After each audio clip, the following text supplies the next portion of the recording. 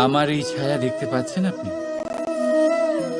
প্রকাশের স্রোত যখন মধুর আর দূরে থাকে তখন এই ছায়া লম্বা হয়ে যায়, কিন্তু যেই প্রকাশের স্রোত মাথার উপরে চলে আসে এই ছায়ার আকার ক্রমশ ছোট হতে থাকে, আর অন্ধকারে তো এই ছায়া বিলুপ্ত হয়ে যায়।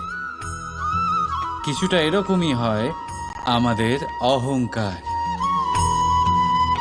সুখের আগমন হলে, বৈভবের উপলব্ধিতে এটা বাড়তে থাকে, কিন্তু যেই সংকটের তাপ বেড়ে ওঠে অহংকার ছোট হতে থাকে। আর যখন সংকটের এই অন্ধকার আমাদের চারিদিক থেকে ঘিরে ধরে তখন এই অহংকার আমাদের ছায়ার মতোই বিলুপ্ত হয়ে যায়। তাই সেই কারণে আপনার জীবনে সংকটের আগমন আপনার অহংকার নষ্ট করেই দেবে, কিন্তু তার জন্য সংকটের অপেক্ষা কেন করবেন? এই অহংকারকে বাড়তেই দেবেন না, উৎপন্ন হতেই দেবেন না।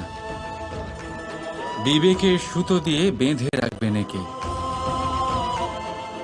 দেখুন, আমি শ্রেষ্ঠ, এটা বিশ্বাস করতে কোনো আপত্তি নেই, কিন্তু শুধুমাত্র আমি শ্রেষ্ঠ, আর কেউ নয়।